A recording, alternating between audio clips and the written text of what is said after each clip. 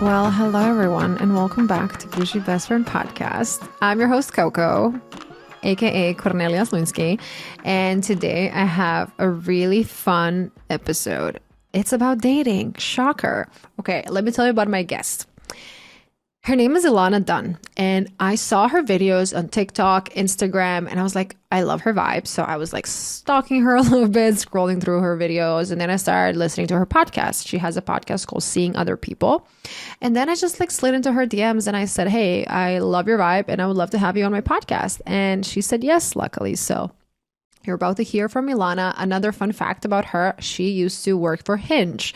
She was their main content creator. So she created a lot of dating content, and dating is something that she talks about a lot. So I think this episode is going to be really fun. I felt like I'm sitting down with a friend, just like chatting about dating. And we also shared some uncomfortable personal stories that made us both sweat, which you're gonna see when we get to that part. Before we get into the episode, it would mean so much to me if you would leave a 5-star rating and a review. It takes just like a few seconds and it means so much. So please do me that wonderful favor and leave a rating and a review. And now let's hear from Ilana. Hi, Ilana. How are you doing? I'm good. I'm so excited to be here. How are you? I'm great. And I first need to apologize in advance to all of our listeners. I am in the Midwest right now. So if you hear any banging on anywhere or like people mowing the lawn, it's out of my control. So welcome again. And I'm dying to hear your entire story.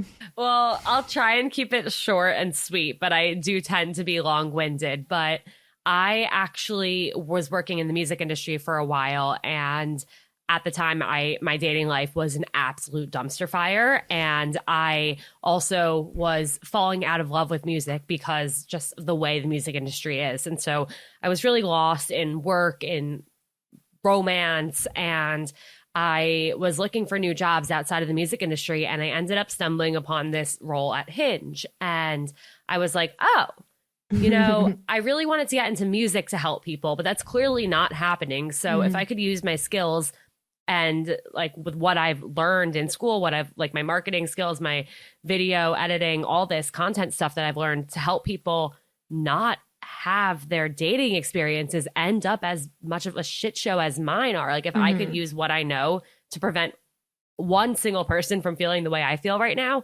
then that would be the greatest thing ever. And I ended up applying to this job at Hinge and getting it. And my title, I started as video and content producer. I was there for a little over 2 years. I ended as their lead content creator, and my job description was the face of Hinge. So I spent over 2 years there, creating tons of content for their socials. I was on the story every day talking about different dating topics, trying to help people really have better dating experiences. And I ended up starting a podcast for them called Dating Sucks. And as I started doing that, I was like, oh, wow. I'm actually pretty good at this. Yeah. This is what I don't know that I'm good at it, but this is what I love to do. And so I was just dying to dive headfirst into that. And I launched Seeing Other People in the beginning of 2021 and haven't looked back. Let's back up a bit. Where did you grow up? Where did you go to school? What was your major? Give me a little background. Yes. I grew up in Westchester, New York, so right outside of the city. I went to Syracuse University where I studied television, radio, film. That was my major, and my minor was music business. And then you were kind of falling out of love with music. And then how did you even come across a job at Hinge? Were you just looking for jobs to apply, or how did that happen?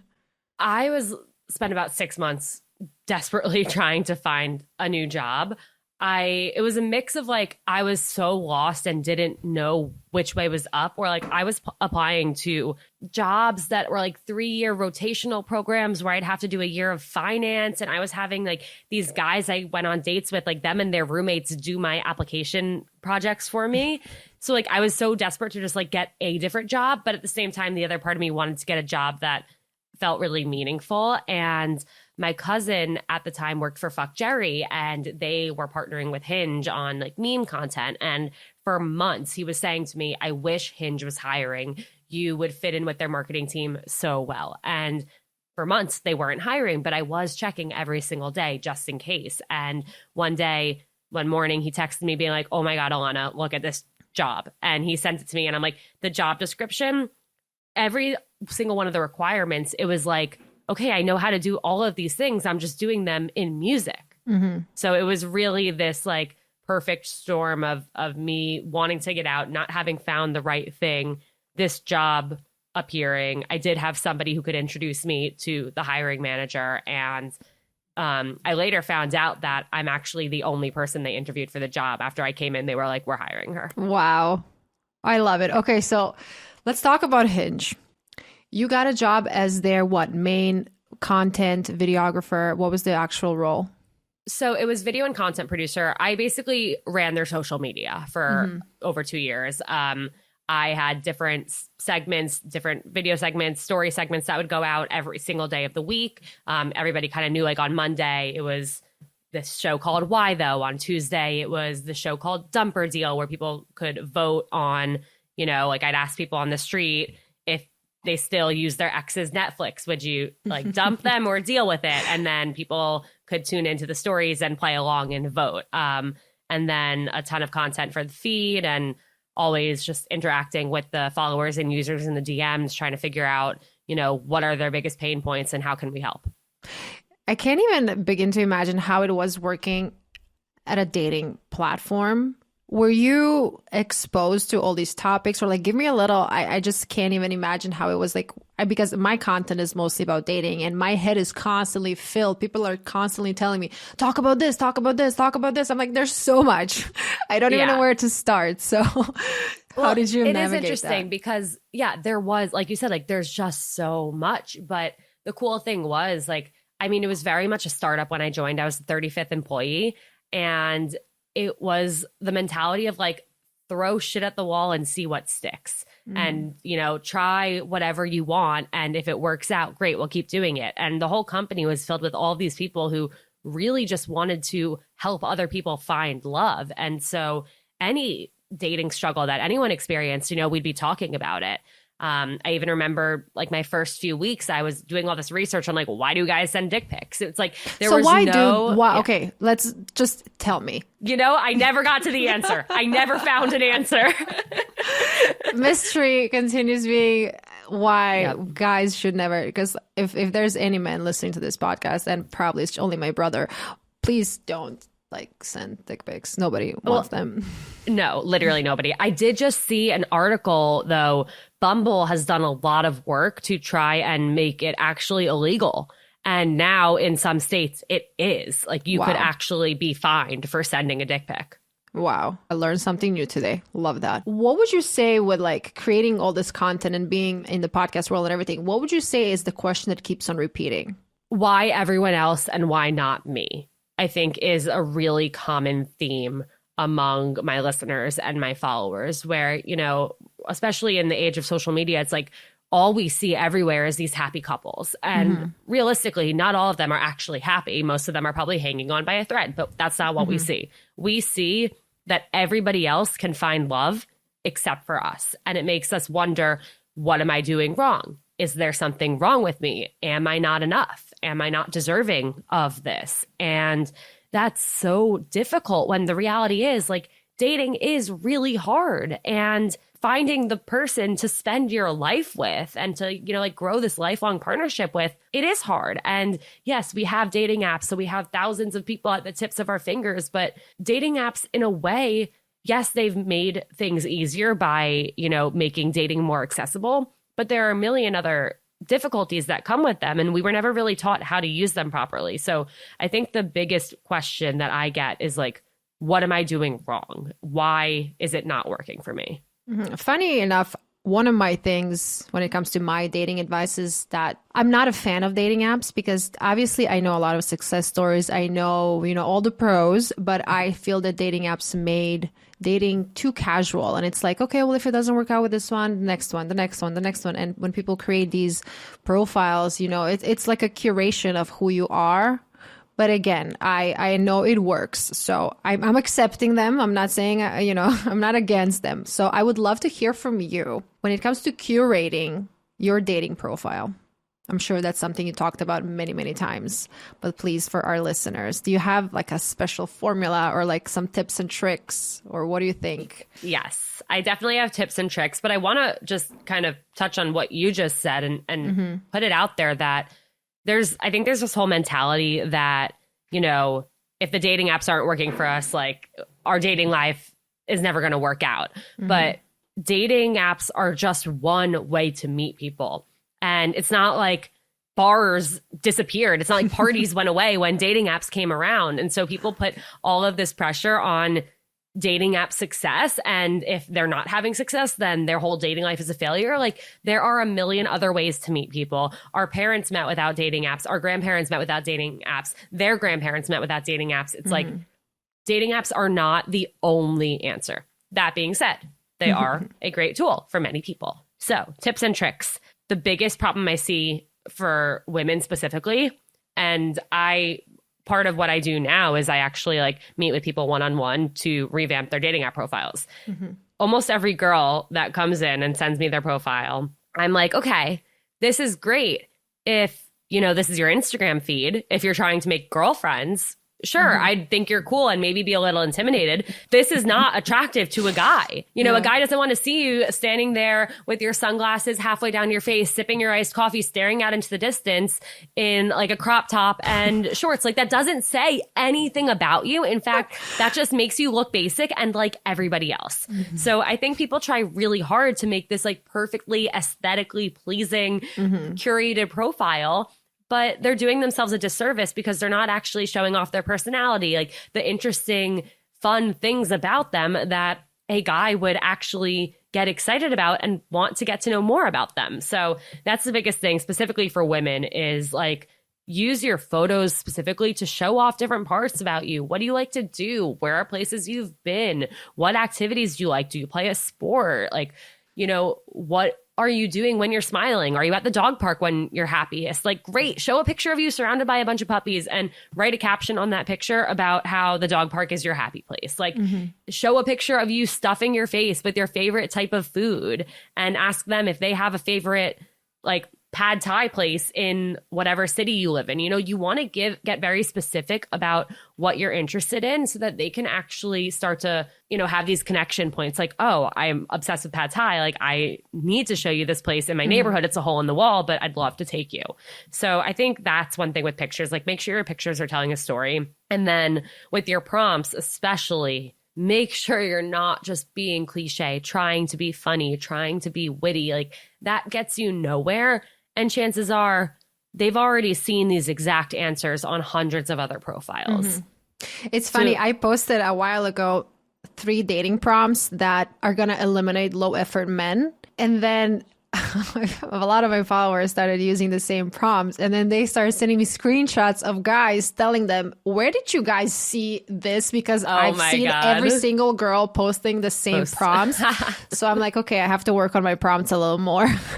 Because my entire thing with like how I became this dating coach is like no coffee walk dates. And I'm very curious what you think. Because for me, it's like, when you're a girl that has a lot of, you know, you have a lot going on, you know, you have a business, you have a podcast, you have a 9 to 5, whatever, like you have a lot of shit going on. So like, I'm not going to go on a date with a guy who's like offering you a coffee. If there's a guy who is offering maybe, you know, something better. And guys are usually like, why would I take a girl on a date that's not, you know, I don't know you. Why would I take you on an expensive date if I don't even know you? But I'm like, just tell me what is your opinion on coffee walk dates? Yeah. So, well, I was listening to your episode about this in particular, and at first I was like, okay, I'm curious to see what she says. But then when you were explaining how much more you can learn about somebody, even from like the first 5 minutes of walking into a restaurant, I totally agree with you. And I definitely I have suggested to people like the coffee walk date if they, you know, they don't drink, or during COVID when you couldn't really go to restaurants. But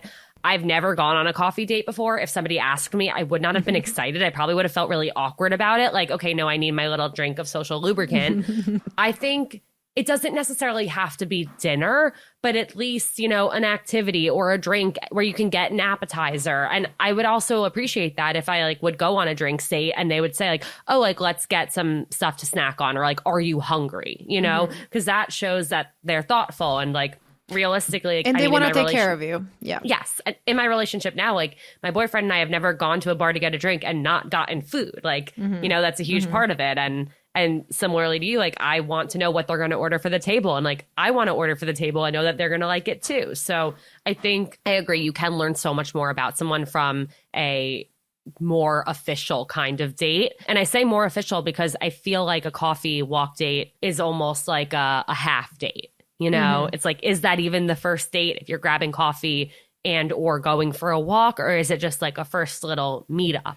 It's so like a first glance. Like this is why I always say, and people fight me on this, but I'm like, guys just want to see if you're hot enough, and that's just the fact. Because in the beginning, guys are not really looking to fall madly, deeply in love with this girl. They just like want to check you out. So that's like the vibe check. And for those who don't know what Ilana was talking about, this podcast that I dropped, I posted a short episode why dinner is the best first date option, in my humble opinion. So I'm going to link that in the show notes. But please go ahead. When it comes to dates, like what would you suggest if somebody is maybe a little shy? Because not everybody is, like just comfortable sitting there with, let's say, a stranger if they just met on a dating app. Like, do you have any tips when it comes to like shy people? Not even shy people, but you know what I mean? But yeah, I mean, look, dating is hard. It's intimidating. It feels like there's a lot of pressure on every single date, and you want to be able to feel relaxed and be yourself and try and come out of your shell a little, even if it takes a little longer. I think one of the greatest, I don't want to say inventions, but the greatest concepts ever is a board game bar. Interesting. I've never heard of that. I know a few of them in New York City, and I know like a bunch in like the San Francisco Bay Area, like LA, like they have like the entire wall is packed with all these board games, card games, like all different games. And if you don't have a specific place like that in your town or city, a lot of bars have Jenga or bring a deck of cards, anything like that. So there's this third thing that you're focused on. It's you, the other person, and this other thing. And I think it's so fun. It brings out like the competitive side. It can help with like the flirting. And I just think it's a really great way to, get across your personality without having to try too hard or, focus on every single thing you're about to say next. I'm mind blown. I lived in New York for 7 years and I've never heard of board game bars. Okay. Thank you for they're the best. Just Google like board game bars in Denver, board game bars in wherever. And sometimes they could be like coffee shop / bars. Like I know some places that will have all the games. It'll mainly be a coffee shop, but they also have beer and wine. When it comes to clothing, I get that question a lot. Do you have any advice when it comes to outfits for a first date? All you need is one. Tell me more. It's the beauty of it. All you need is one first date outfit that you feel comfortable in. You feel hot and sexy and you feel like, okay, this is an outfit I'm not going to be sitting. Like I know I look good. I know I feel good in it. And I know that I'm not going to be showing up to this date like focused on what I'm wearing and if it looks good or, if I need to like sit up taller because of my stomach folding over in these jeans that are uncomfortable, like whatever it is, we all have a million different body image issues. I think the best thing you can do is find one outfit that you feel really good in. And every first date is with somebody different if it's a first date. So just make it your first date outfit. I did. It was like a black kind of tight turtleneck with jeans and black leather boots. And I didn't have to think about it because that's my biggest thing also with like getting ready for something, especially something where there's a little bit of pressure on it, whether it be a date or an event or, going to a friend's birthday where I know there's going to be like an ex there or something like that. It's like, I freak the fuck out. I panic. This is like the scene in the movie where there ends up being like the entire closet all over my bedroom. I feel like nothing looks good on me, even though I've worn these things a million times before. You don't want to get into that right before a date because that's going to throw off your whole mood. So figure out your first date outfit. A little tip I have is go through your phone and scroll and find that outfit that you felt so sexy and confident in. You're going to see when, you have like 30 photos of the same outfit. You're going to see like, okay, I felt so good that day, but don't make it too sexy. Don't make it, as you said, like this is something my dad told me when I was, I don't know, in my teenage years and I was wearing a dress that was like a little too short. He didn't give me shit that my dress is too short. He's like, you keep on pulling your dress and you just keep on like focusing on your dress. Just like, don't wear it. Wear something that you feel comfortable in because then you're just going to focus on the person and the conversation. Tell me about your podcast. How come you started your podcast? Seeing other people love the name. The backstory is, so for the first year that I was at Hinge, I had this very strict rule for myself where I was not going to talk about my dating life at all. My fear was that somebody would not want to date me because of my job. And I did not want that to happen. So I never once spoke about my dating life. Nobody knew what was going on, if I was in a relationship, if I was single, nothing. About a year in, I was going through a breakup. And I was having a really, really difficult time with it. And I couldn't just, like get on the story and talk about, like, motivate people and tell people, like, it's going to be great, you guys, like, go on that date, respond to that text, send that message, whatever it was. Because I was sitting there in this hotel room in Los Angeles visiting my boyfriend, who now is my ex-boyfriend, hysterically crying. And so I decided, like, all right, let's try something different. And I recorded this video where I mean, you could, like, my face was puffy, like I just finished crying. And I was like, hey guys, like, so usually you are the ones coming to me for advice, but I'm gonna, turn the tables. I'm actually going through a breakup right now and I'm having a really difficult time with it. And I don't even know if I want advice or words of encouragement. I just, like, want to know how you guys have gotten through hard times like this. And if there's anything you can say to me that might make me feel like 1% better, something like that. And the DMs blew up. Like, I've never seen anything like this. And it was all of these people, not even giving advice, but just reaching out to thank me for showing them this side, for making this side of dating public and showing that it's really hard for everyone. And so that was really this moment of, like, wow, like, if I want to help people, the way to really do that is to be real and vulnerable and share how hard it's been for me. And so that's what made me want to start a podcast there, which was to, have this place where I could talk about different dating topics at length, and then also bring in guests who were experts in different fields. So, one of the first episodes that was really meaningful for me was bringing in a therapist to talk about dating anxiety and how to manage that. And so as this was happening in Podcast for Hinge, I was just like, this is making, like, such an impact and really, really helping people. Like, the fact that I'm opening up about all of these dating struggles that I've experienced, it's like the responses were just so powerful because everyone was able to listen or watch and realize, like, oh, I'm not alone, or I'm not the only one that feels this way. Like, Ilana's actually been through this too. And that was just, like, my entire goal with it that I didn't even know at the time. And so that's really why I wanted to start seeing other people, so I could, not only continue to share my stories, but I have 2 types of episodes every week. So one where I bring on, like, an expert guest. And then on Thursdays, I have a series called Unfiltered, where my listeners come on anonymously to share what they've been through and how it's impacted them and what they wish they knew when going through it. So my whole goal and, like, purpose with the podcast and all of the content that comes with it is to just help people feel less alone in their dating lives. I absolutely love this. And I feel that a lot of people are breaking up recently. And I started posting more about, going through a heartbreak and how to deal with it. So I would really love if you can share a few things that you think could help our listeners now that might be struggling. That feeling that you're just so sad. You just don't see it for yourself anymore. You're like, okay, this was my person and something, happened, and then you just think, like, okay, well, I guess I'll be forever alone, but you won't. That's something that I promise you, and you're not going to be alone for the rest of your life. So please tell me, like, just a few tangible tips that somebody can implement today if they're going through a heartbreak. I think some of the biggest lessons I've learned turn into advice that I can give is, the first thing is, you need to figure out what you learned from the relationship. This is something that I learned when I was going through a breakup and having a really hard time with it. And one of my coworkers actually said to me, like, well, it was like 3 months in to the breakup, and I'm like, I still haven't even started to move on.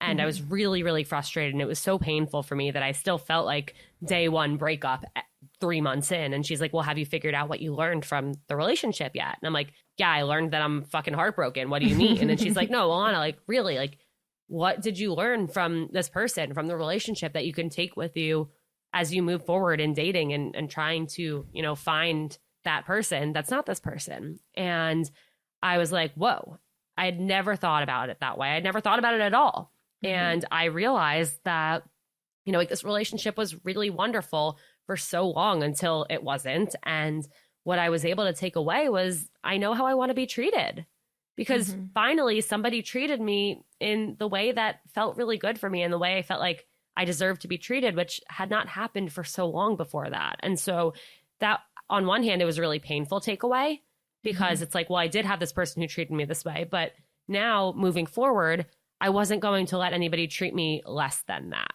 So I think figuring out what you learned, whether it's, you learned what you're not willing to put up with, what you're not willing to accept. You learned what doesn't feel good. You learned what type of person you don't want to be with. You learned that you really do need to be with somebody who wants to, raise their kids in the same religion as you, or wants to have kids. Like whatever it is, you have to figure out what you learned. Another thing. Oh, go ahead. No. I was just nodding. I'm like, yeah, exactly. And sometimes you just need to learn what mistakes you made in the relationship, because we all think like, oh, it's always the other person. I was such a perfect partner, but probably you had, there's some things that you can also fix. Like I remember before, when I was younger, I was more insecure than I am now. I mean, I have my days. I feel like I'm very secure, but you have your moments. Like you just have to see that, sometimes maybe it's not the other person. Maybe it's something that you need to work on internally, and you need to see where is this insecurity coming from, and like, what can you do to not bring that baggage into your next relationship? Because maybe your ex-boyfriend, maybe he was flirting with all these random girls and that made you feel insecure. But then you, as you said, like you learn that that's not the type of relationship you want to have later on, because like you can learn from every negative experience. And I know it's such a cliche thing to say that, one day you're going to look back and see why all these things happen, but you really will. Yeah, absolutely. And I think, pointing out even little things, like there was this guy I dated for about 6 months. It was right before the pandemic started. We had gone on like 8 dates, and then we ended up doing like long distance until summer of 2020. But there was this time in between like the first few early dates where he wasn't really texting me, and I would be sitting there thinking like, oh my God, this guy hates me. And I was like, but then he keeps asking to see me again. So like, I'm really confused. So I finally said to him in person when we were on a date, like, I'm a little confused because I feel like everything is so great when we're together, and I leave like on a high, and then I just don't hear from you. But then you do ask to see me again. So I'm like, I just so confused. And I don't know if like I'm a really big texter and you're not, or if like we're not on the same page, but like, let me know. And he was like, oh my God, I'm so sorry. I had no idea you felt that way. I'm really not a big texter, but if it would make you feel better for me to text you more, I can do that. And that was like, oh my God, I can ask for what I need and see if that person can then meet my needs. Like that was the craziest concept in the world to me, but it took, going through this experience for me to learn that. And that's something I was able to, it didn't work out, but that's something I was able to take into any dating situation moving forward, that we all have needs and the other person can't read your mind. But what you can do is express those needs. And two things can happen. One, you realize that they can't show up for you in the way that you need them to. Or two, you give them the opportunity to, and they can. And if it's the first one, well, you'd rather figure that out sooner than later. And if it's the second one, then great. This is something totally not related to dating, but I mean, it is, but like not what we're talking about right now. What do you think about keeping in touch with your exes? So that was going to be my next thought on the breakup advice. I tried. I think every single breakup, whether it was like a real like long-term relationship or a situationship, whatever it was, I would fight for those things to continue, and then I would fight to stay in touch. Why do people, I'm just that person. I'm just like, if I'm done with you, I'm so done. But I know that a lot of people want to like continue having this.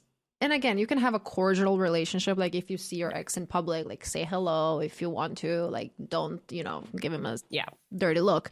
But why do people, I just don't get it. Since you just said that you were one of those people who wanted to be in touch with their ex, like why? Well, I really envy people like you who are like, okay, bye. I think for me, it was truly because in all of these situations that I tried to do so, I didn't want it to end. I wanted to have them in my life in any way. But at the same time, having them in my life at a 5% capacity was never going to be enough for me. So I would, try and get more and more and more. And every single time I did this, it would end in me getting even more hurt. And there would be almost a second breakup when they ultimately were like, Ilana, like, we need to stop. Like, we need to cut off contact with each other. Or like in one case, like somebody literally blocked me. And at the time, that was the most painful thing in the world. And then a few months later, I'm like, thank God he did that, because that was the turning point where I was finally able to start processing the breakup and moving on. And so I really am a firm believer that no contact is the absolute best way to go. And no contact doesn't just mean not texting, not calling, not seeing them. It means not looking at what they're posting on social media, not posting things on your story to see if they watched it. Like, guess what? They'll probably watch it. Doesn't mean a fucking thing. It literally doesn't. And we assign so much meaning to these things. Like, oh, well, did they watch it early, or did they wait an hour to watch it? Like, no. You know what's a thought that I learned? Nobody thinks about you as much as you think about yourself. And we're like, oh, they're calculating, when are they going to see my story? And they're just like they're just sitting in the bathrooms going through their Insta stories. Literally, that's what I always say. They're on the toilet. Yep. I love it. I'm a big blocker in general. I think also when I started like working in the social media space, and the moment I see like any negativity, I'm like block. My block list is humongous. Oh my God. I'm so jealous, because I'm like, I would never, like, I'm afraid that I'm going to hurt somebody's feelings by doing that, when really they already hurt my feelings. You know what I think when it comes to blocking? In general, I'm a big blocker also. Like, if somebody hurts me as a friend, you have like, I always give second chances to people. But if you screw me over multiple times, it's on me. Like, you're showing me that you don't appreciate me. You're showing me that we're just not on the same page when it comes to like how, our relationship, whether it's friendship or like a romantic relationship. So I'm like, okay, we're just like not compatible anymore. I don't, because you have a limited amount of space in your life for people, and your energy just goes that far. So like, you need to give that energy to people who actually are good for you. So if you're keeping all these like half-assed situationships around you, you're never even gonna see the guy who's actually there for you. I just get very upset when girls like let guys, I mean, vice versa, but since my audience is mostly female, I just hear from women. It's like girls constantly have this guys who are playing hot and cold, and they're like keeping them around. What are your thoughts on that? Like, how can you stop that vicious circle of going hot and cold if it's not blocking?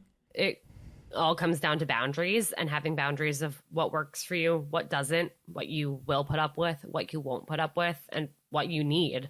And as a woman dating, we see this in the form of like not knowing if he's talking to other people, but kind of having a feeling that they are, but not being sure where you stand. And it's like, well, there's no actual communication going on. You're not being upfront. You're not sharing where you're at. So therefore, they're not sharing where they're at. And where they might be is with a bunch of other people. But then we think like, oh, but it's okay for us to go and do that because they're probably doing it anyway. It's like, no, if you really want to find a relationship, you go on dates, you meet people, and as you decide like, oh, this is somebody I want to continue to get to know that person. You can still, I think, like go on other dates if there are two types of people who can date multiple people at once until they find somebody they really like, people who cannot do that.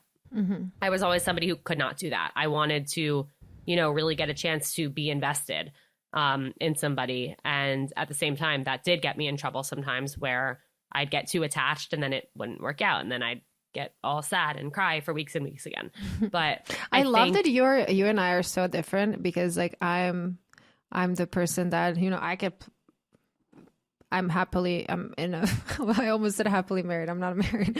I'm in a very happy relationship right now. But like when my boyfriend and I were kind of just like casually seeing each other, I'm sure he was seeing other girls, like seeing multiple people at the same time until you find that person that you want to drop everybody from your roster. I think that's what I usually went for.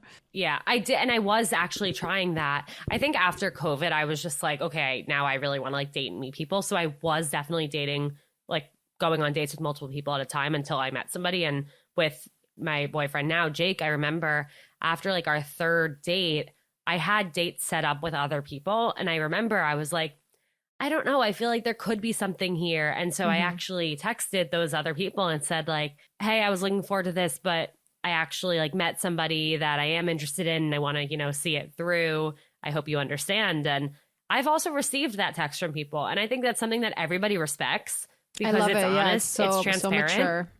And I even had a guy send me that text and then I was like, oh my God, like she'd appreciate that so much if she knew you texted that to me. Like, I appreciate you letting me know, like, good luck. I hope it works out. And he texted me like 4 months later being like, well, it didn't work out. Do you still want to like go get drinks? And I'm like, yeah, like, why not? But I think going back to your original question, you know, I really think like setting boundaries and learning how to set boundaries and learning what your boundaries are is the best thing you can do. I know I'm jumping from one topic to the other, but what so about am I. what about cheating? Would you ever forgive? Were you ever cheated on? Like, can you talk about cheating a little bit? I have been cheated on. Various situations. My first exposure to being cheated on was my first boyfriend in 7th grade. We were on the phone. He put me in his pocket, kissed this girl, Nicole, who was actually one of my best friends, took me out of his pocket, and then told me I just kissed Nicole. So that was my first dip in the world of love. What is his name? If you will. He got married last weekend. He got married last weekend. Not to Nicole, but dying. But no, I had a much more serious situation where I was dating this person for almost a year and he wanted it to be kept a secret from one of his friends. And I later found out that he was hooking up with other people the entire time in order to, you know, keep pushing that story that we weren't dating. And this is somebody like I literally flew halfway across the country to spend a week with his family over the holidays. Like, wow. It was very real and very intense. And being cheated on, I think, is one of the most painful things that you can experience because, especially if you have suspicions about it. And I didn't know, like, suspicions? Yeah. And this was before the term gaslighting became like a buzzword. But it was a time where Instagram still had that feature where you could see what posts people were liking and who they were following and commenting on. And so I would see all these like girls' names come up that he had never talked about, or he'd be following new girls and then like commenting on their shit. And I'd say stuff to him about it. And he'd get mad at me for accusing him of that. He'd be like, you're being crazy. Like, stop acting crazy. Like, this is all in your head. You're making things up. And, you know, there'd be times on Thursday, Friday, Saturday nights where he wouldn't respond to me, or I'd call him and he just wouldn't answer.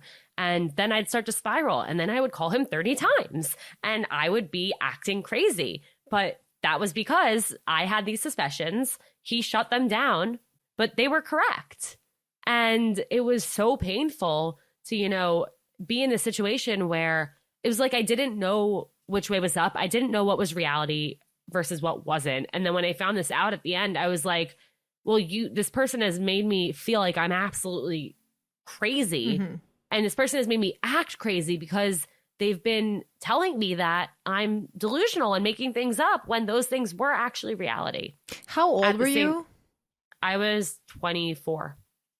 And did he ever admit anything, or how did that situation end? Oh, this is the person who blocked me. I found out that he had been hooking up with other people from his friend because I finally was like, we had like broken up.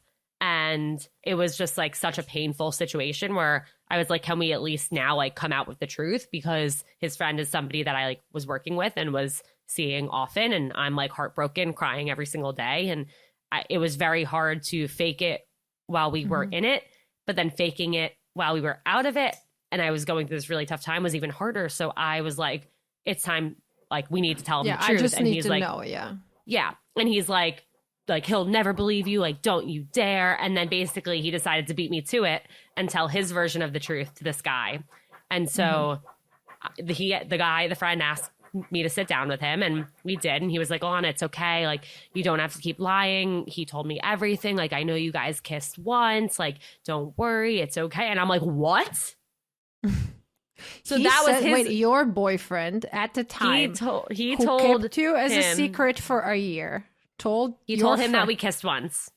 Wow. And so then I'm like, what are you talking about? I'm like, literally ask any of my friends, ask my roommates. I've been sleeping at his apartment for 5 nights a week for the last 6 months. Like, what? And he's like, Ilana, you can stop lying. Like, it's okay. Like, and I'm like, I literally thought that I was crazy. I didn't blink since you were this. saying this story. I'm like so shocked. Yeah. So basically after that, I don't know if the friend knows the truth to this day. I don't know if they have like a rule where like we don't talk about Ilana. I really don't know. But that's when he blocked me because I was like, what the fuck? And at the same time, like, I'm grateful that he blocked me because part of me, I mentioned this earlier where I've always been the person to like fight for these relationships.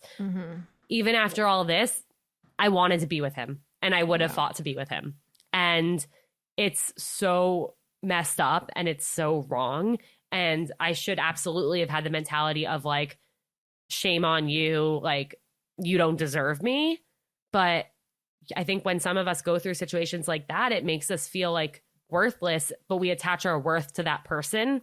And so we're willing to forgive. We're willing to accept it, even though we deserve so much more. I'm going to share a personal story as well, since we're there. There was this one experience that same thing. Like, I was also completely gaslit the entire time. Whatever I would bring up, it was always like, that's not true. They just like do the spiraling circle that, you're like, who's this girl? Who's that? And like, what's a friend? Blah, blah. And then what happened with me is usually when you're in a relationship like that, they make you feel that you are worthless without them and that you are never going to find love again. And in my case, I was told that many, many times, like, you're never going to find somebody like me. You're never going to blah, blah. And then you start to believe it. Exactly. Then you start believing that. And then you start because, and again, I'm not a therapist. I don't want to, say that somebody's a narcissist or a love, all these words that are buzzing. But I do feel like I was with somebody who had like narcissistic characteristics. Because like when you're in the high stages, when love is so good, like you really feel amazing and you think this is it. Like, this is love. Love is supposed to feel this intense. This is amazing. And then they like shut you down. And then you're like, okay, well, I know he loves me, because you feel the love. Like, you feel the love so strong. So I know he loves me. So I guess this is how it's supposed to be. So I have to feel like shit half of the time, and then I'm going to feel amazing the other half. I don't know if you're watching this show on Apple TV right now. It's called Bad Sisters. I highly recommend this show to every single person. It is literally about a marriage. There's 5, this is again, a completely different topic, but 5 sisters. One of them is married to a guy who is, I think, the king of all narcissists and verbal abusers. And he's just like destroying her as a person little by little. And me watching that show, obviously my situation was not that intense, but watching that show, you just see so many patterns, how like when you're in a bad relationship, how you start believing that this is what you deserve. This is because, I don't even know if I'm explaining this right, because like, that you like love is there in whatever weird twisted way. Like, there is some kind of love, but they're telling you the entire time, like, you're not good enough. They're not saying those exact words, but maybe like you wear an outfit that you feel so confident and so sexy, and they're like, this doesn't really look good on you. Change into something else. And then you wear like a super conservative dress, and they're like, this is great. Keep that. So it's like just destroying your sense of self so they can kind of control it to their own benefit. I don't know, like, what do you think about narcissists and like people just like throwing that word around? Like, do you think it's more common than we think, or people just like are labeling everybody a narcissist who is kind of like treating them like shit? I think there is a problem in our culture right now where we label people as narcissists, they're manipulative, they're gaslighting me, like all of these things, because, you know, something happened, I think, over the last few years where we learned about these terms and we'd experienced them before, but never really had definitions to put to them. It's like giving like a name to the face, or a face to the name. But it's really good that we're learning about them, but we do need to be careful. You know, I have a lot of friends and listeners who will text me or message me after going on a date with somebody and they're like, oh, like they're such a narcissist. It's like, all right, Calm down. You don't know this person. Maybe they were super excited and they talked about themselves a little too much. Like we've all been there, you know? So I think there are different levels of it and we do need to be a little more careful about that. But at the same time, it is really great that we're learning about these things because they are really big things to look out for. And I think the biggest thing is, and this was definitely something that I experienced, is I couldn't see what was happening, but my friends could. Let's stay here for a second, because did you not see, or you didn't want to see? I think a little bit of both. You know, it started out as my friends coming to me and saying, Ilana, like, this is the happiest we've ever seen you. We've never seen you this happy. This is amazing. And then a few months later, it switched and it was like, Ilana, like, this is the saddest we've ever seen you. Like, we don't think you're okay. And we're here for you if you need. And we don't like how he's treating you. And I knew I was sad, but I thought I was sad because, you know, I was fighting to make this thing work. And like you said, like the ups and the downs, like we'd be sad for half the time and then be really, really happy the other half of the time. But I didn't want to hear it. And so what I did was I let whatever they were saying go in one ear and out the other. And then I stopped talking to them about this guy or about what was happening. I pushed them away. And I did this with all of my friends. And that made me feel like I needed him even more. And because it's the isolation phase. Yeah. Yep. And so, but it was like me in this weird way doing it to myself as opposed to them manipulating me into it. I was really fortunate that when everything did crash and burn, they were all still there to support me. And, you know, they knew it was coming and they weren't mad that I pushed them away. They understood that I was going through something. I mean, this time that I was going through, it was the first time in my life I had ever experienced any ounce of anxiety, but I became severely anxious and severely depressed, and I had never experienced depression before either. And so there's a lot that came with it, and I was going through a lot, and there were days where I did not want to get out of bed at all. I didn't want to talk to anybody, and so I was really lucky, and to this day, I'm really grateful for all my friends who did stick by me, even though, you know, they tried to stop me. They tried to stop me from digging this hole deeper for myself. And I said, don't want to talk to you. Don't want to hear from you. I know what I'm doing. But then they were there when I needed them. It's funny, when I was just sharing this tiny bit of my story, I like my entire body just started sweating. Yeah. As I was saying it. And because like muscle memory is a real thing. And you just like, I had to take my sweatshirt off, like, as we started this before. I'm like in my sports bar right now. Like, you can't see my pit stains, but they're huge. When you're going through something like that, your body is reacting. And I remember when I was going through like some bad times, physically, my body, first off, like I was getting those cramps in my stomach, like, you know, those cramps when you just like before an exam, before a really important test, you're like scared. But this was a different kind of feeling. This was just like whenever you feel anxiety, at least this is what I think, your body's showing you something is wrong or you're worried about something. It's like a warning sign. Maybe this person is not good for you. This situation is not good for you. Or maybe you are not thinking about this situation the way you should, but it's a sign that something is off. And I remember, and I don't know if this is TMI for my listeners, but my digestion was literally crazy. Like when I was nervous, I would go to the bathroom like 10 times. And I'm like, this is not normal. I shouldn't feel like this. I shouldn't wake up sweating. I shouldn't go to sleep nervous. I mean, I couldn't even sleep. So when you start seeing that your body is on like a fight or flight mode, like you need to do something about it. And I know it's very easy, you know, it's easy for me to say, oh, just block him, break up and just leave. But you just can't live like that for the rest of your life. I remember, I just asked myself one day when I was in my past, I was just like, is this what I want? Is this how I want to live? Is this it? Is this my life? Is this how I'm going to feel every fucking day? No. And then one day you just have to take control, because I know it's hard when you live with them. Maybe you have kids, like I'm not there. So like, I don't know how that works when you have kids and, a family. It's not that easy to just pack up and leave.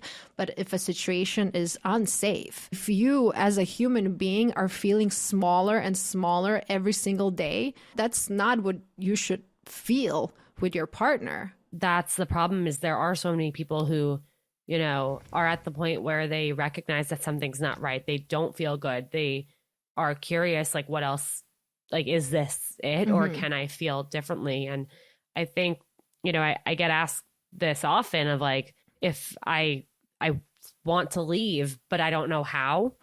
I think the first thing that you can do for yourself is to tell a friend, a family member, your therapist, whoever it is, like, don't keep it in, like, tell somebody. And you and that person can work together and come up with a plan. And maybe it's a timeline, maybe it's a timeline of like, on this day, you're going to say this thing. And like, on this day, I'm going to show up with the car and you're going to throw a bag in it, like whatever it is. But having somebody to hold you accountable for actually leaving, I think is the biggest thing, because it's so easy to say, you know what, I'm not feeling up to it today. Like, I'll do it tomorrow or next week, or like, oh, but today was actually a good day. Like, maybe there is hope. There's so many ways to be reeled back in. And so I think having somebody for accountability is good. And also, once you put it out there and express that, like, you feel less alone, and it feels a little less scary knowing that there's somebody there for you. I'm just going to share one more thing when it comes to actually realizing that this relationship is not good for you. When you notice that you start to lie to your friends about the reality, that was that. Ding, ding, ding. I mean, you can be like omitting some parts and just focusing on like the positives, or there are a million ways to do it where it's like, you don't even feel like you're lying, you're just telling the story that you want to tell and that you want them to hear. Yeah, they're like, oh yeah, he didn't smash my phone. I dropped it. It was an accident. Yeah. So like that when my friends were telling me that, like this, we don't like how he treats you. I'm like, well, you don't see how he treats me when it's just us. That was my response. That was my defense. And yeah, sometimes it was good, but most of the time, again, he was making me feel smaller, making me feel depressed and anxious, and like I needed him, and like I was nothing without him. And I just didn't realize it. This entire conversation started from me asking about cheating. So I think that we came to a conclusion that cheating is, at least for me, I don't think I could ever get over cheating. I don't think I was ever cheated on, at least not that I know of. I'm sure I was. I was never like confronted with that situation. So I think that I could never get over it, just because of the type of person I am. I'm like, if you fuck me over, we're done. Like, we're completely done. People sometimes tell me like, he promised, he was drunk, it's never going to happen again. I'm just like, if you continue this relationship, like, you were mistreated, you were disrespected, you were lied to, you were betrayed, and you know that. And then you're like, okay, it's fine. Let's just, we can continue. I think, there are some people, and look, I have seen couples where somebody got blackout drunk and made out with somebody, and they're getting married. And I've seen couples who someone has cheated and they completely broke up, never talked again. I've seen couples try and work through it and it doesn't work out. I think the biggest thing is, if you are going to try and make it work and try and forgive, I think there's a difference between forgiving and accepting, and you need to do both, because you could forgive somebody, but then it's always in the back of your mind, or you can hold it against them, still bring it up. Like, if you are going to try and be with somebody who has cheated on you, you need to fully 110% accept the fact that it happened and move on. And otherwise, never notice it. Never mention it again. Not in don't every mention fight. it. Don't bring it up. Don't have it hanging over your head. Like, the elephant in the room, like, that's never going to work. And if you're going to do that, if you don't think you can accept it, that's 100% fine. 1000% fine. Like, don't accept it, but don't try and continue on, because it's just going to be like so painful for both of you. Well, I know we talked a lot about all the negative sides of, dating and what not to accept, but I would like to talk about some positive things. So would you tell me some green flags? Do you have any green flags that you're like looking out for? When you feel like you can be relaxed with somebody, and that starts with on the first date where you're not necessarily thinking about what are we going to say next. And, of course, there can be awkward moments. Like even my boyfriend and I now, like our first date wasn't amazing. It was a little awkward, a little slow, like it was 20 degrees. We were sitting outside, whatever. But it felt easy and kind of natural and no pressure. I think if you feel like you're trying to impress somebody, that's not good. You want to feel like you can show up as your full self and like be weird and say weird things that you would say to your friends and know that they're going to like roll with it. They're going to like that you said that. They're going to accept you for saying those things. So I think feeling relaxed, feeling like you can be yourself around them. And it's funny because these green flags that I'm mentioning are things about how you feel as opposed to things that they're doing or saying. And I think that's what's most important to pay attention to, how you feel with somebody. And so are you feeling anxious between dates? Or if you're not, it's probably because they're texting you or they're communicating with you. They're letting you know where they're at. Maybe they're not texting you every day, but they told you after the first date that they want to see you again and they put something on the calendar. So you don't feel anxious. You're not sitting there staring at your phone waiting for them to text you because you know where they stand. So I really think, like feeling comfortable, feeling confident, feeling secure. And the best way to get there is by trying to date people who you notice that they're able to openly communicate. I think that's the biggest green flag of all is communication. I think I 100% agree. I think communicating, and that's something I learned with my boyfriend now, healthy communication is literally key of everything. And I'm an Aries and I'm a little dramatic and I'm a little passionate. So sometimes like we're fighting. I'm like, I'm like storming out of the room and he's like, yo, where are you going? Like, let's just talk about this. Let's just figure this out. I'm like, oh, okay, shit. Sorry, I forgot. Like this is a normal, healthy relationship. This right. It's like, oh, that's an option here. We can do that. Okay. Yeah. I think one green flag that I really pay attention to is his friends and his family and how he talks about the family. And obviously I know there's a lot of different family situations and maybe somebody's coming from, a broken home. There's a lot of scenarios, but the way that person that you're dating is talking about their mom, their dad, their siblings, their friends. I've noticed that a lot. If they are talking about those people who should be like the closest people in their life, talking negatively about everyone, it just makes me think that they're so not self-aware. They don't know anything about themselves and they just think that the outside world controls them. Yeah. And that's what like I say, and I have this video that's kind of blowing up right now about like if you're on a date with somebody and they say my ex is crazy, run. And if they say all of my exes are crazy, sprint. I don't mean to say like, well, nobody can have an ex that's crazy. Like clearly I do, but yeah. I would talk about them on dates, but I wouldn't say my ex is crazy. That's not the term I would use. That's such a blanket term where it's just like, oh, like, yeah, they're crazy, or like they were crazy, like she was crazy. Like that doesn't describe the situation. That doesn't give you any insight. They're blaming the other person. What I say about my quote unquote crazy ex is, yeah, I was in a really unhealthy situation and it impacted me a lot. I can tell you about it if you want, or we don't have to talk about it.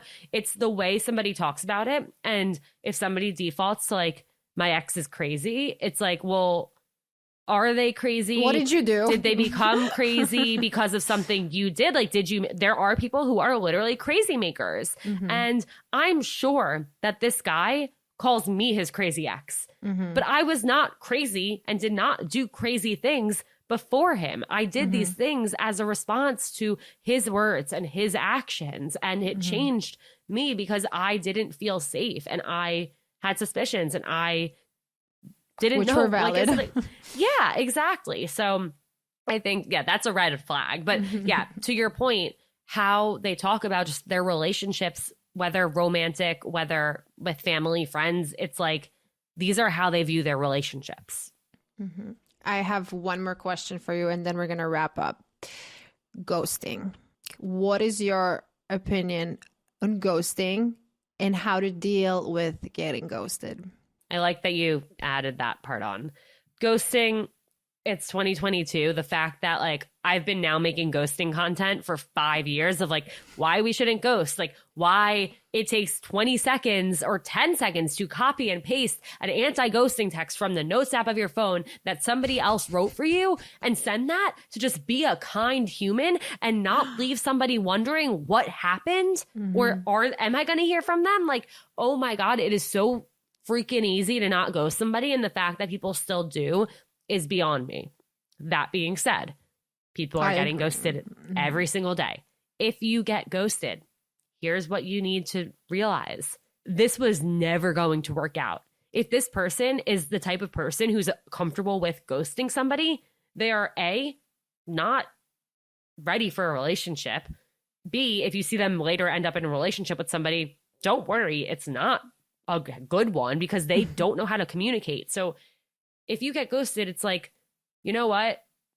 That sucks, but this is not somebody you would want to be with anyway. They just told you everything you need to know about them because they can't communicate. They had the opportunity.